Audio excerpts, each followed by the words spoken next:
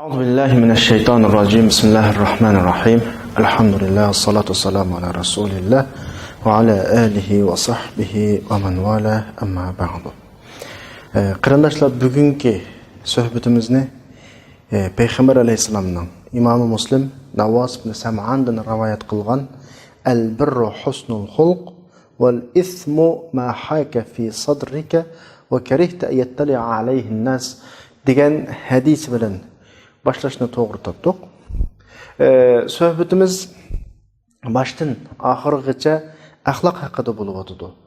Bugungi axloqqa munosabatlik islom asosiy prinsiplarining birisi bo'lgan, islomning yuksak axloqlarining birisi bo'lgan tema, ya'ni yaxshilik. Payg'ambar alayhisolatu vasallam hadisda yaxshilik degan go'zal axloq, gunoh degan qalbingda shubha bo'lib qolgan, kishilarning buni bilib qilishini yomon ko'radigan ish bu gunoh hisoblanadigan hadisda axloq yaxshilik deb ta'riflanganligi uchun biz bugungi suhbatimizni shu hadisdan boshladik. Bugungi suhbatimizda inshaalloh islomdagi yaxshilik hukmi va buning o'ziga oladigan doirasi haqida so'z boshlaymiz. Endi Allah subhanahu va taolaning asma sifatlarining ichida innahu huval barrur rahim deb bir sifat bor. Ya'ni Allah subhanahu va taolo yaxshilik qilg'uvchi degan sifat bor. Shu nuqtadan aytgan vaqtida islomdagi yaxshilik qanday hukm, bu haqda bugungi suhbatimizni davom qilamiz. Endi bugungi suhbatimizning asosiy shuari Sura Baqaraninki 177-oyatidagi Laysal birru an tuwallu wujuhakum qibala al-mashriqi wal-maghrib walakinnal birra man amana billahi wal yawmil akhir wal malaikati wal kitabi wan nabiyyin وآتى المال على حبه ذوي القربى واليتامى والمساكين وابن السبيل والسائلين وفي الرقاب وأقام الصلاة وآتى الزكاة والموفون بعهدهم إذا عاهدوا والصابرين في البأساء والضراء وحين البأس أولئك الذين صدقوا وأولئك هم المتقون. Degan oyatini biz bugungi suhbatimizning shuari qilamiz. Oyatning umumiy mazmunida oyat qibla o'zgargan vaqtida tushgan oyat bo'lib, musulmonlarningki qiblani Baytul Muqaddas tarafdan Ka'ba tarafga o'zgartgan vaqtida Yahudilar mushu masalani tutquliq qilib musulmonlar bilan turli munozaralarga kirgan, musulmonlarni ayblagan. Burun bu yoqqa qaraysizlar, endi u yoqqa qaraysizlar, u yaxshi, bu yaxshi. Allah subhanahu va taolo oyatda yaxshilikning prinsip xarakterlarini bayon qilib, yaxshilik deganinglar sizlarning mashriq yoki mag'ribga qaraganinglar emas. Masala ishning shakli emas. Masala Allohga iymon etgan, oxiratga iymon etgan, malaikalarga iymon etgan, kitobga iymon etgan, payg'ambarlarga iymon etgan va yaxshi ko'rgan taqdirdami, ya'ni o'zi yaxshi ko'rib turib, pul mollarini o'zining tuqqanlari, yetimlar, miskinlar, musofirlar, bir narsa so'rab kelganlarga boshqalarni ozod qilish yo'llariga sarf qilganlar, namoz o'qigan va zakot bergan deb yaxshilik babini bizga bir bo'lak ishlar bilan tafsili oyatda bayon qilib berdi. Yaxshilikning turlarini. Endi mushu oyatda bugungi suhbatimizda cho'rdigan asosda so'zlaydigan mazmun oyatdagi yaxshilik degan bu deb kelib, valakinnal birra man amana billahi, Allohga iymon etish, oxiratga iymon etish, malaikalarga iymon etish, kitob, payg'ambarlarga iymon etish deb kelib, oxirisida va ataz zakat deb bir tur bor, yaxshilikning turi shu oyatning o'zida. Endi yuqorida oyatda pul molni sarf qilish, tabiiyki bir narsani deb qo'yay, yaxshilikning yo'llari intayin ko'p, yaxshilikning turlari intayin ko'p. Ammo bizning bugungi suhbatimiz yaxshilikning iqtisodiy tarafga bo'lgan munosabatini cho'rdigan shaklda bo'ladi. Bu nuqtadan biz oyatdagi ikki taraf bizning diqqatimizni çekadi. Birisi oyatning 5'ida "Ve atal mala ala hubbihi zavil qurba." Yani pul mollarini o'zi yaxshi ko'rib turib yoki ehtiyoji bor deb tushunsak bo'ladi. Ya'ni tuqqanlarga, yetimlarga, miskinlarga, musofirlarga, so'g'allarga, masalan, boshqalarni ozod qilish ishlariga sarf qiladi deb bo'lgandan keyin va ataz zakat deb yana bir turini bayon qiladi.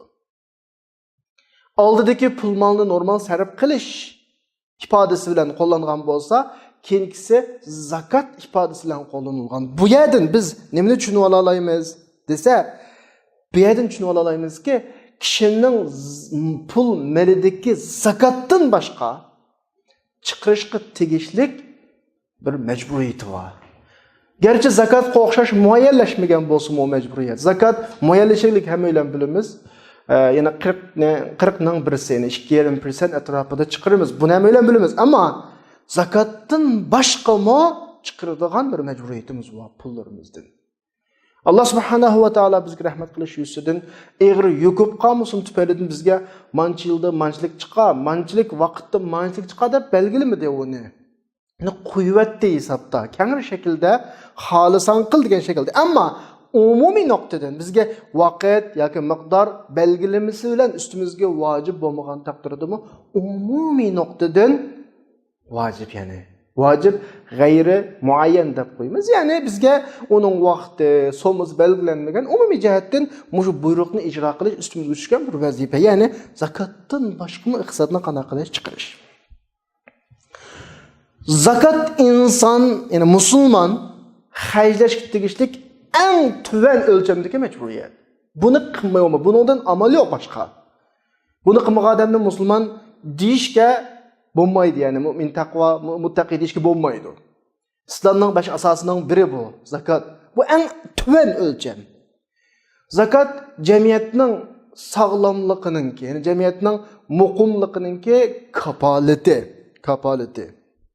Ammo Allah subhanahu va taologa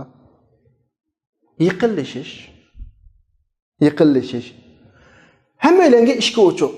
Buning bir yo'li oyatda tilga ilingan sadiqa sifatida pul mollarini yaxshilik yo'llariga qanday qilish, sarf qilish. Bugungi bizning asosiy temamiz bu. Ana bilamiz zakatning ishlatiladigan o'rni Qur'onda 8 o'rin bilan belgilangan. Ammo sadiqaninki, ya'ni iqtisodni zakatdan boshqa pul xarjlashninki yo'llari, ishlatiladigan sarf qilinadigan o'rinlari butun sohalarga ijrotilgan. Qanday sohaga xarjlasa bo'ladi? Ya'ni yaxshilik deb qaraladigan har qanday plan sadaqatlar bilan, ya'ni zakat emas, sadiqalar bilan qana qilinsa bo'ladi, berilsa, joriy qilinsa bo'laveradi. Chunki Allah subhanahu va taolo bu inchki haqiqatni manda deb so'zlaydi. Xuz min amwalihim sadaqa. Sen ularning mol mulkidan zakatini ayirib ol dedi Rasulullahga. Nimishqa? Chunki pul moldan belgilangan zakatni ayirish şu insanның rastçıllıqını ifadelaydigan bir tür. Çünkü ayetning oxirida sadaqatan tutahhiruhum ve tuzakkihim degan bir ifoda bor.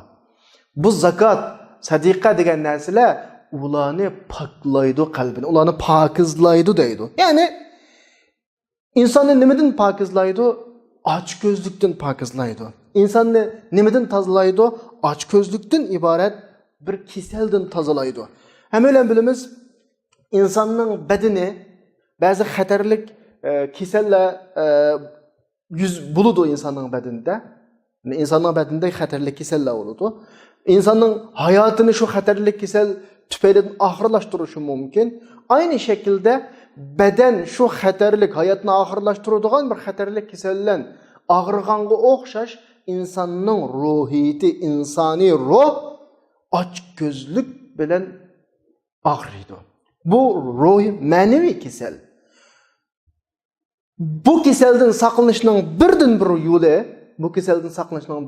yo'li, zakat.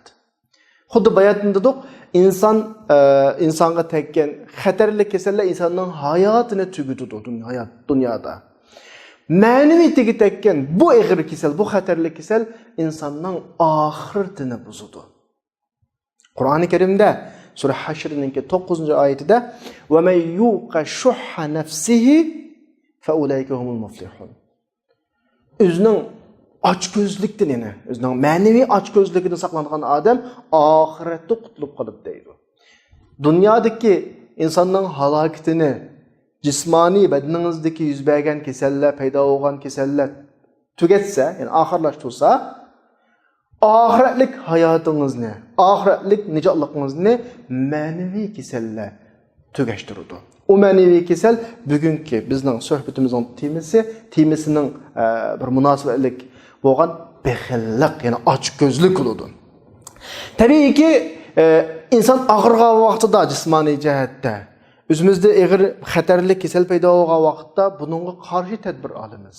Doktorxonaga borib davolanamiz, dori yeymiz. Ashunga o'xshashlar ma'naviyatimizdagi bu xatarli kasalni davolamoqchi bo'lsak, buning qarshi dorisi bo'lgan iqtisodni yaxshi yo'llarga xajlash, chiqim qilish. Bu orqali biz o'zimizning ma'naviyatni davolaymiz. Ya'ni ochko'zlikni davolaydigan birdan-bir yo'l bu. Onun ustiga bu xil shakldagi axloq, ya'ni islomiy axloq, ya'ni boshqalarga yaxshilik qilish, iqtisodiy jihatda yaxshilik qilish insonning samimiyligi, rostchiligini ifodalaydi. Shuningdek, zakotning arabchadagi yana bir ismi sadaqa. Sadaqa degan uning lug'at ma'nosini, aslida so'z ma'nosini tekshirgan vaqtimizda rostchilik ma'nosi chiqadi uningdan. Qanday rostchilik qiladi?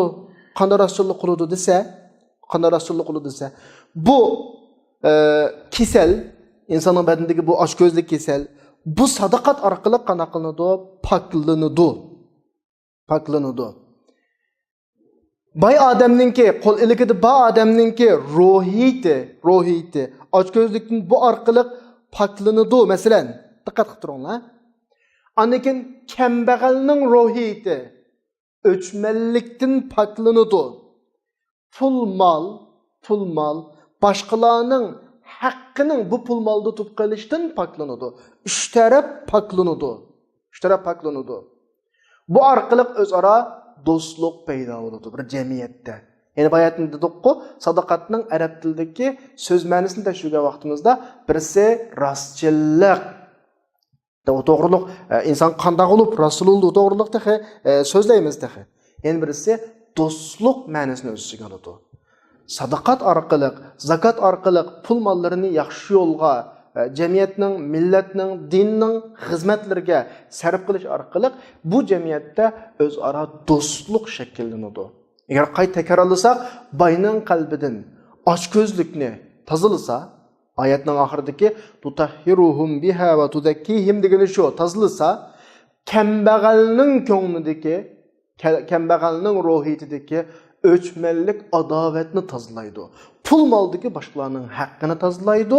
Bu yerda o'zaro birisi bilan inoq ittifoq o'tish, baylar namratlardan suyunish, namratlar baylardan suyunish bir xil muhabbat shaklida jamiyatda, ijtimoiy jamiyatda. Masalan, bir odam mayli zakot olsun, farz shaklda zakot olsun, yoki farzdan sirt o'zi sarf qiladigan, yaxshi yo'llarga sarf qiladigan iqtisod olsun, bu orqali kichiklarning yuzidagi bir kulkini ko'rgan vaqtida, kambag'allarni qanday xursand qilganligini o'zi ko'rgan vaqtida, ularning ballarininki uningdan bo'lgan xushalliqi, baxt saodatni ko'rgan vaqtda o'zi uchun ruhiy ko'tarilib qoladi. Zakotni, shu pulni bergan odam o'zidan mamnun bo'lib qoladi. Bu ruhiyat jihatdagi ustunlik bu. Pastlashmaslik, ya'ni inson bir xil ustunlik ko'rishdi ruhiy jihatda. Endi kambag'alning ruhiyati ham ko'tarilib qoladi buningdan. Kambag'alning ruhiyati qanday ko'tarilib qoladi?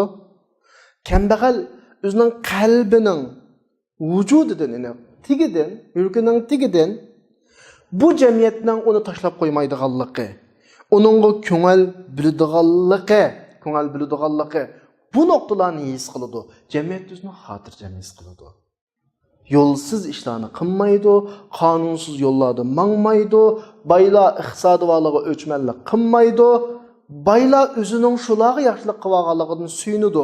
Ishonmasangiz sinab boqinglar. Balkim yaxshilik yo'llariga pul haylaganlar, yaxshi ishlarga pul sarf qilganlarning yurgiti paydo bo'lgan saodatni o'zlaridan boshqa his qilolmasligi mumkin.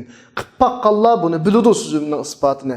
Qilmaganlar qilib boqinglar, boshqa yaxshilik qilib boqinglar, ularning chiroyidagi kulguni ko'rgan vaqtdagi sizning qalbingizning huzurini tasvirlamaysiz u vaqtda.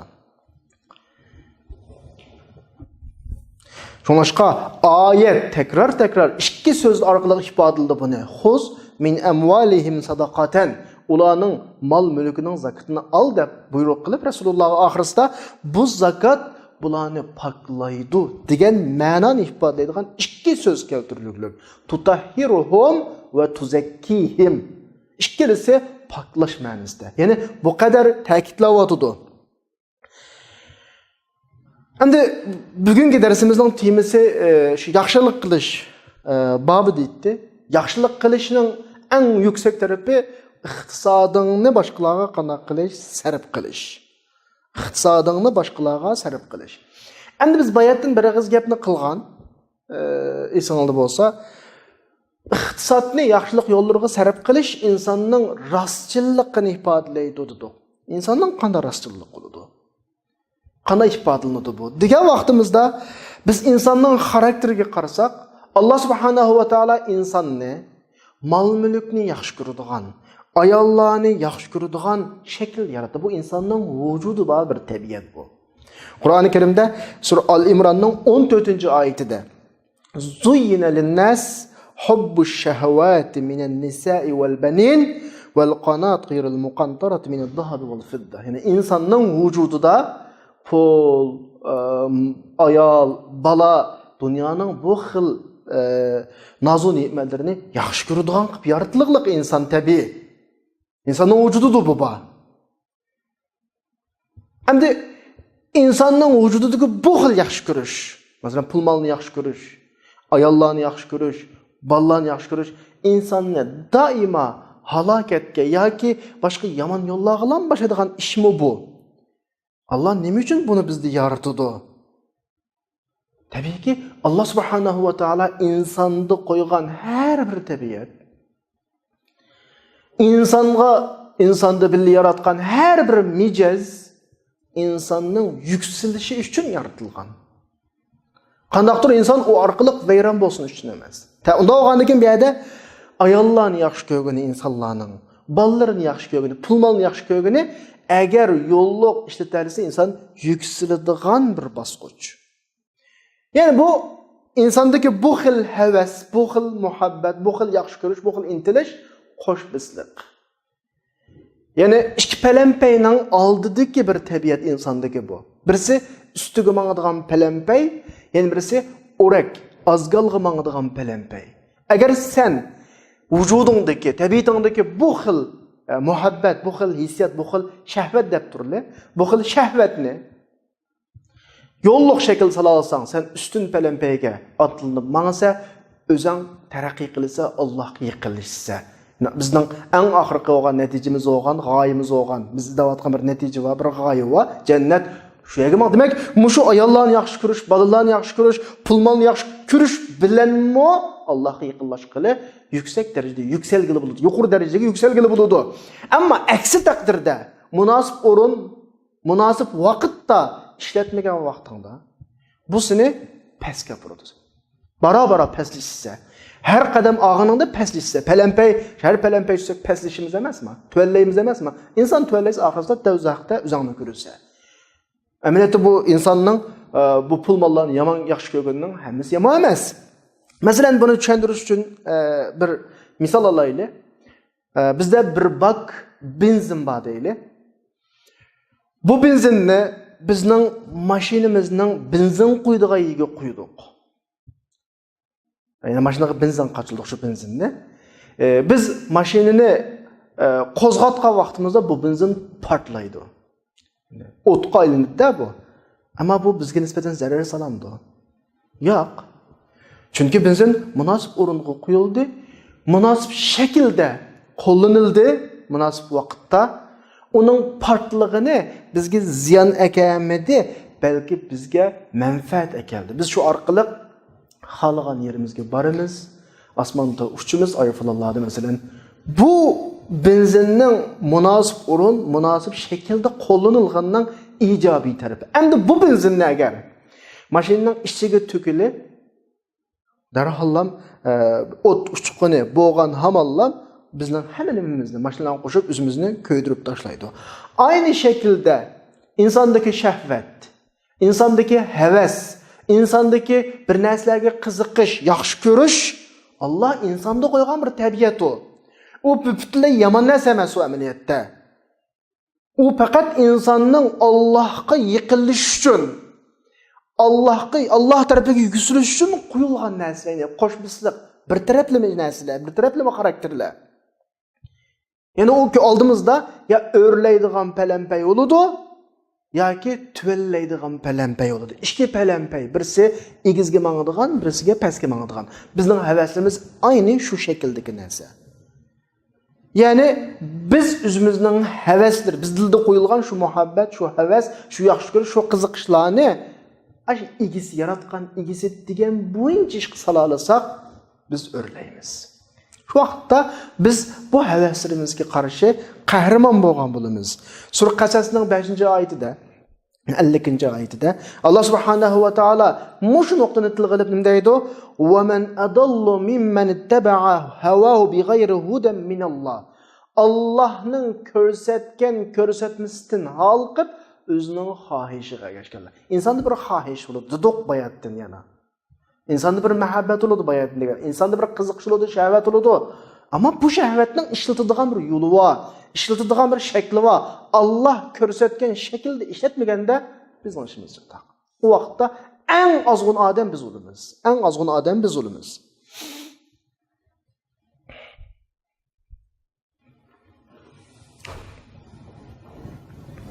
Demek Allah subhanahu va taolo insonni yaratdi, bilib yaratdi Allah subhanahu va taolo. Latifun xabir Allah. İnsandaki qo'ygan her bir mijoz, xarakter, alohidliklarni bilib qo'ydi insonda. Cho'qimki buning mangduriladigan bir tabiiy o'lchamlik yo'li bor. Uni agar ashu yo'lning g'ayri yo'ldan mangdasak, xato yo'lga mangan bo'lamiz ki pastlaymiz, tuvallaymiz. Yana bir yo'lda mangsak, biz egizlaymiz, yuksilimiz tabiiy. Yani bunu texmi tushundirish to'g'ri kelib qolsa 180 graduslik bir istirlik deb tushunsanlar bo'ladi. Bir tarafga buralgan vaqtda ustiga ko'tariladi, qarshi tarafga buralsa pastga tushadi. İnsondagi havas, shahvat aynan shu shaklda. Ya'ni Alloh subhanahu va taolo bizga ko'rsatgan yo'l bo'yicha mangdiqmi? Bizning shu tabiatimizdagi shu ishlar biz ba'zi yirgingan shaklda so'zlab ketdim, ammo yirginishlik narsa emas bu. Havas, shahvat, intilishlar bu insondagi alohidlik. Mushu alohidlik orqali Allohning manhajiga loyiq shaklda ishlarni qilgan vaqtimizda biz yuksilamiz. Ammo aksi bo'lgan vaqtida biz Alloh subhanahu va taolodan yiroqlashib ketgan bo'lamiz, yiroqlashib. Demek bugungi suhbatimizning temasi bo'yicha aytgan vaqtda inson mol-mulkni shunchalik yaxshi ko'radi, mol-mulkni yaxshi ko'rish kerak. Ammo sen shu qo'lga kelgan yaxshi ko'rish orqali, tirish orqali ishlagan mol-mulkingni joyida yo'lga ishlatgan vaqtingda sendan buyuk inson bo'lmaydi. Esiningda bo'lsin, insonning dunyodagi hajmi, insonning dunyodagi vazni uning qilgan yaxshi ishlariga qarab bo'ladi.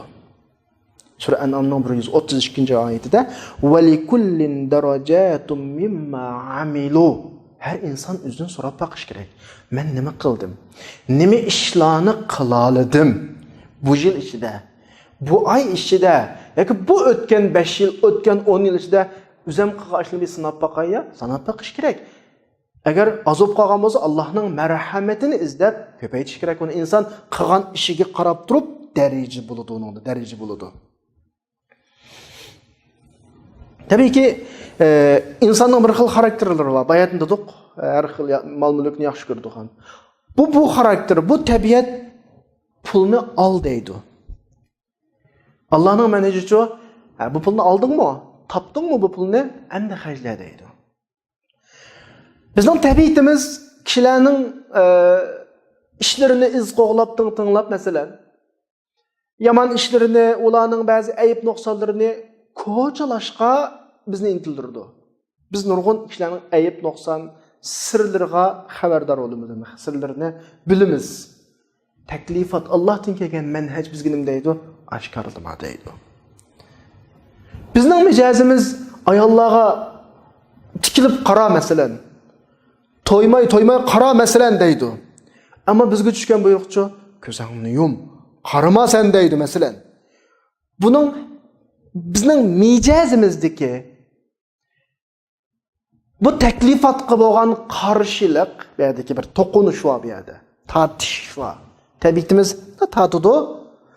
Biz zo'lab Alloh subhanahu va taolo bizga buyurgan bu vazifa, bu taklifat, bu buyruq, bu manhajning taqozosi tarafga surilamiz. Dal o'zimizning tabiatimizdan chiqib Allohning manhaji tarafga manqanimizning o'zi jannat uchun to'lagan bedelimiz bo'ladi. Jannatning pulisi. Ammo ashto vaqtda, jannatning pulisini to'lagan vaqtda insonning asli xarakteri o'zining rolini joriy qildigan bo'ladi. Tabiat boshqa, asli xarakteri boshqa. İnsandagi tabiat bo'yicha mengivasa, asli xarakterga maskamay aytgan chatoq chiqadigan bir ish bor. Masalan, onu atrofimizda yashayapmiz. Bizning bolalarimiz va aka-inlarimiz va atrofimizda qarindoshlarimiz va o'zining tabiatining keyniga, ya'ni o'zining havasining keyniga kirib, normal fitratdan, sog'lomlikdan halqaganlarningki naqadar yomon oqibatga qolganligini mush tabiat, mush dunyoning o'zida ko'ryapmiz. Asli tabiat, asli xarakter, insonning xarakteri bu. İnsandaki tabiat avo, tabiat tatudu matarafga, Allohning manhaji. Bizning asli xaraktering bo'yicha yasha, sen manda yashasang to'g'ri yashaysa, chunki sening yaratilishing ma shaklga mos keladi deb mayoqqa chaqirdi. Biz tabiatimizni qayirib qolib turib, o'zimizning asli xarakteri bo'yicha Alloh subhanahu va taolo ko'rsatgan yo'lda mangan vaqtimizda o'zimizning asli xarakteri bo'yicha mangan bo'lamiz. Surrumning 30-oyatida faqim wajhaka lid-din hanifa, sen bu dinda rusman, bu dinga yuzlan, mush din bo'yining ta'limoti bo'yicha man fitratallohillati fatran-nas alayha. Bu Allohning insonlarni yaratgan insonning asli xarakteri. Buningda inson saqlanmaydi. Bu shaklda ya'ni insonning programmasi aslida Alloh bizga buyurgan ta'limotlar, ko'rsatgan ta'limotlar, mengishqa ko'rsatgan yo'l mushu shaklda programmalangan. Insonda boshqa yoqqa qiydigan, bu yo'ldan chiqadigan tabiatlar bor-yu, ammo asli xarakteri bu. Chiqqandan keyin asli programmasi buziladi uninki. Ya'ni asli xarakterini Qur'onning sura Hujratning 7-oyatida Alloh subhanahu va taolo hubbiba ilaykumul iman habbaba ilaykumul imana va zayyanahu fi qulubikum. Asli bizning xarakterimizda bu. Ya'ni inson yaxshi yo'lda mangan vaqtida, ya'ni Alloh ko'rsatgan ta'limot bo'yicha Allohning siziqidan chiqmay mangan vaqtda o'zida bir xil huzur. Chunki asli tabiati bu. Yaxshilik qilib boqma, ishonmasanglar. Sizning xarakteringlar masalan, normal tabiatinglar, voy bu pulni bu yo'llarga xaylatsang, sen onu qiynalib qopdi deb onunga bir vassang, qanday qilsa, o'g'in qanday qilsa, balan qanday qiladi degandek vasvislar bilan sizni bu iqtisodni yaxshi yo'llarga xaylashdan to'sidi, ammo ashuni qayirib turib, menga bugun xaylatsam, ayatini belgili Alloh bor. Mushu iqtisodni asli ma'noda yo'qdi. Buni Alloh bergan, ya'ni birishga ham qodir deb bixillikdan, kambag'al bo'lib qolishdan qo'rqmay, bixillikni qayirib turib, qalbining vasvasasini qayirib qolib turib, asl tabiat uchun mangan vaqtda inson naqadar huzurlanadi. Bu xuddi misol olsak, isl mashinadan birisi bor. Bu mashinaning asli loyihalanishi tuz yo'lga loyihalanganda, ammo biz ko'ngilning keyniga kirib bu mashinani tog' yo'llarga yoki qumliqqa sasak, tabiiyki bu mashina uzun bo'lmaydi. Ya'ni mangmaydi bu mashina. Buzilishi mumkin, taraq-turuq ovoz chiqib qolishi mumkin, ammo o'zining asli manganda, garchi kurvatimiz oyada bir go'zal manzil va bog'imiz va, lekin mashina ma yo'lda mashqa loyihalangan. Qarasak, noiti isil bir huzurliq joy bor ekan. U yerga borli bog'imiz va, ammo mashina bu yo'lga loyihalangan, u yerga mangadigan yo'l yo'q. Tabii ki biz ko'nglimizning keyniga kirib mashinani o'zi loyihalanmagan yo'lga solamizmi yoki mashinani o'zining yo'lida mangdiramizmi?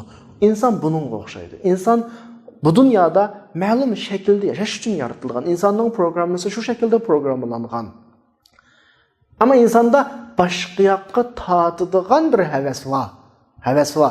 Musha havasni qayirib turib o'zining yo'lida mangan vaqtda asli o'zining programmasi bo'yicha mangan bo'ladi.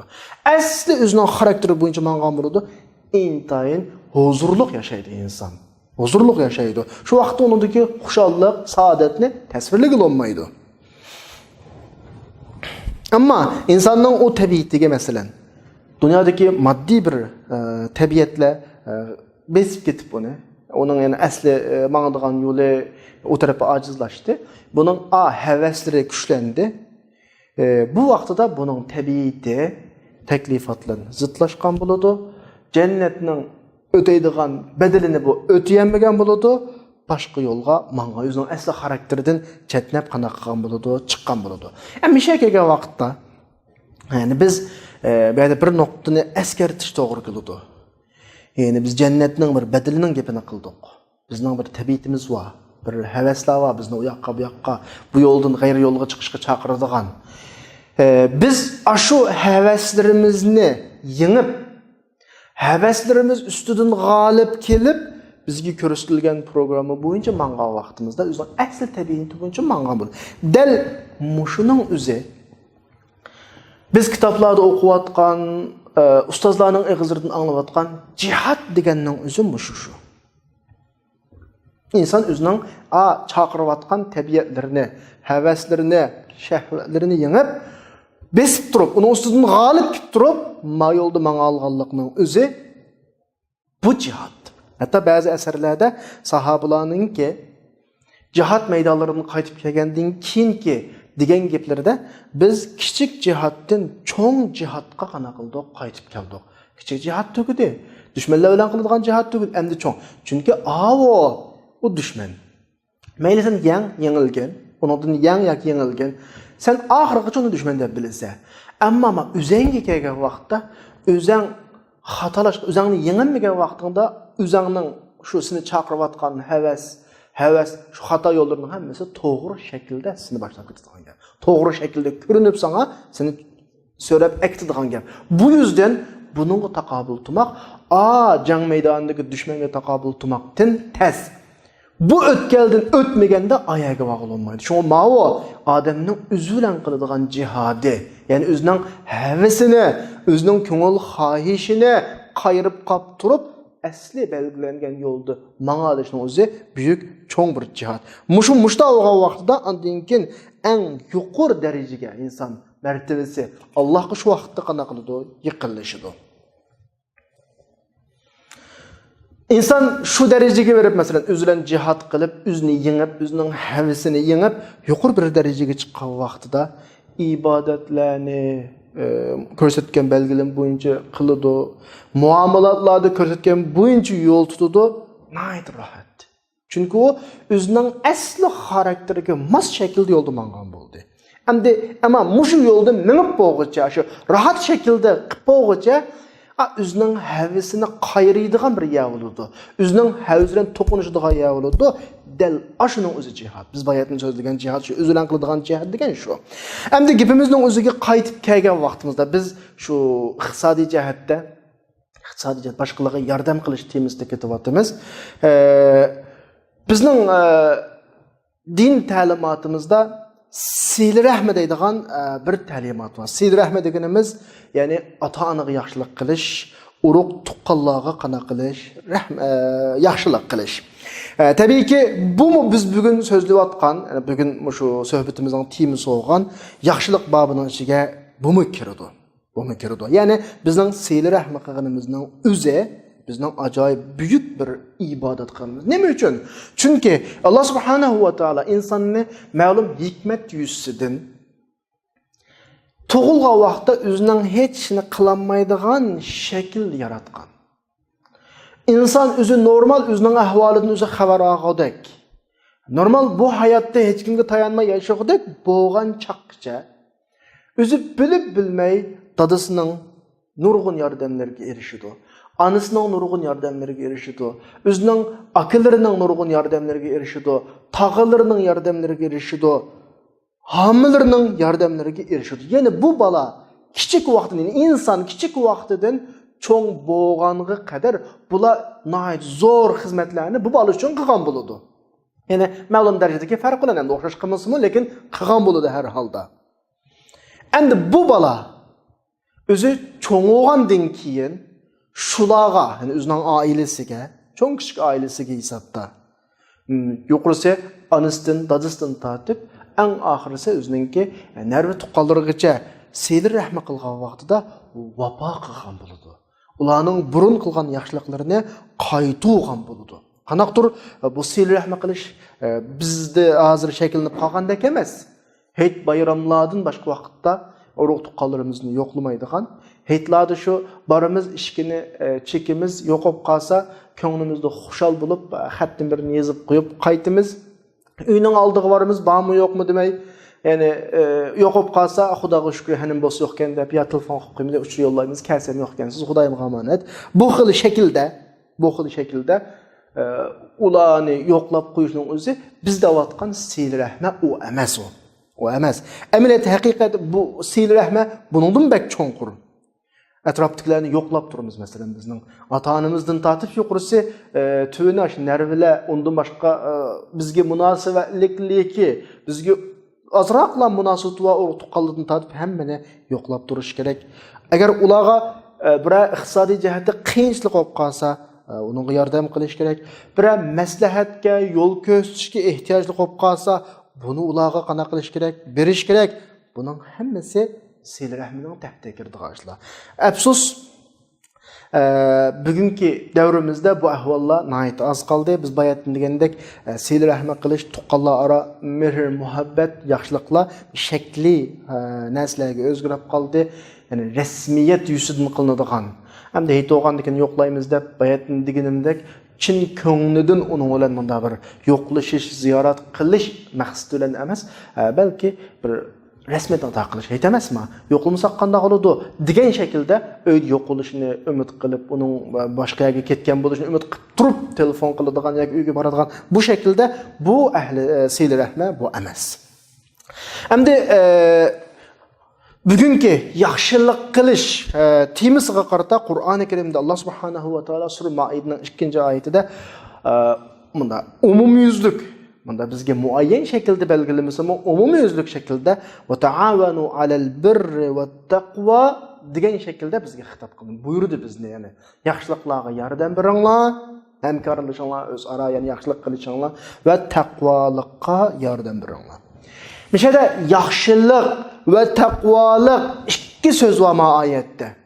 O'xshash bir buyruq aslida keldi bu. Yordam beringlar, takvalık ve yaxshilikda hamkorlashinglar dedi. Takvalık degan nima, yaxshilik degan nima desa, bizning yuqorqi darsimizdan tushunganimiz yaxshilik dunyodagi yaxshilik bo'ladi. Dünyadaki insanın fayda menfaati, takvalık ahiretki münasebetlik yaxşılık oldu. Yani ahiretki fayda menfaati oldu. Yani bu ayetinin hükmü boyunca men dünyalık işlerdimi yaxşılık kılım başkalarına hemkarlışıma yardım kılışım gerek ve ahiretlik menfaatiki münasebetlik işlerdimi onunla hemkarlaşıp onunla yaxşılık kılışım gerek. Yaxşılık kılışım gerek. Yani mesela deyli bir insan bir pul tapadigan ishdan birini boshladi. Bizning tunishdigan bir urug' tuqqanning gapini qilib qoldik. Urug' tuqqanning masalasini biz bayatdan degandek bo'ladi. Urug' tuqqandan halqib, hatto Qur'oni Karimda Alloh subhanahu va taolo kofirning gapini qilib turib, hatto sizlar bilan dinda urushmagan. Sura Mumtahinaning 8-oyatiga qarasak bo'ladi. Yani dinde sizlarga qarshi chiqmagan, yurtingizdan qo'g'lab chiqarmaganlarga yaxshilik qilishdan Alloh to'smaydi. Kofirning gapi ma'vo. Kofirning gapi. Shu atrofimizdagi har qanday bir inson bir yaxshilikdan birini boshladi. Dunyolik ishdan birini boshladi deyli. Masalan, bir do'kondan birini ochmoqchi yoki zavoddan birini mang'dirmoqchi. Bizning maqdurimiz bor. Vaqtli qarz berib tura olmaymiz. Masalan, yoki uning ishlarini dastlabda ijroatlarini qilishqa, rasmiyatlarini bijirishga biz ancha-muncha ishlarning yo'lini epini bilamiz, yordam beramiz. Masalan, oxirini o'ylab boqaylik mush ishning, u mushu yo'l orqali haloldan iqtisod topsa, to'y qilsa, ballari güzel urularda terbiyelese masalan, bunun hemmesi kelgüsüdeki bir İslami cemiyet oluşunun asası bu eminiyette. Yani ben bir qarindishimga yordam qilgan vaqtimda, tuqqanlarimga yordam qilgan vaqtimda, atrofimdagi kim bo'lsa, o'xshamagan shaklda mushu bir dunyoliklar uchun yordam qilgan vaqtimdimi, mushuning o'zi oyatning tahdidiki birning, ya'ni yaxshilikning tahdidiki. Bu yaxshi amal bo'ldi. Endi yana bir tarafi nima? Va taqvo.